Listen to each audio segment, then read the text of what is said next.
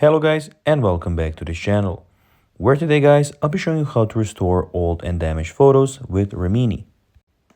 Now guys, the first thing that you of course need to do is go to the Google Play Store or the App Store, whichever you have, and download the Remini application. Now when you did that, you can then just go and log into your profile. But guys, if you do not have one, you can always go and register to the Remini application. But guys, if you do not know how to do that, you can always go to our YouTube channel, where we have plenty of how-to Remini videos, where you can see how you can do this. Now guys, that we got that out of the way, let's see what we actually have in front of us here.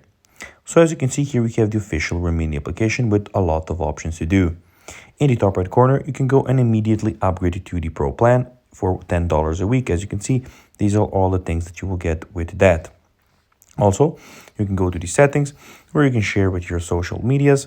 You can get the help center, the general, and everything about your profile in particular. Then here, as you can see, you have the photos and videos, and you can go and import your photos if you would like. Also, you can go and click on enhance down there in the bottom right left corner. You have AI photos where you can go and check out those.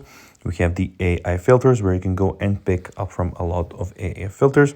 And also you have the AI tools where you can see, as you can see, you have a lot of AI tools here also. Now guys, let's see how you can actually go and restore old and damaged photos with Remini.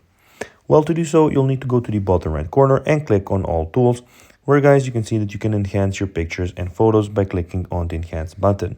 So guys, that will be everything for this video. I hope that you found this video informative. If you did, don't forget to like this video, share it, subscribe to the channel, and put the notifications.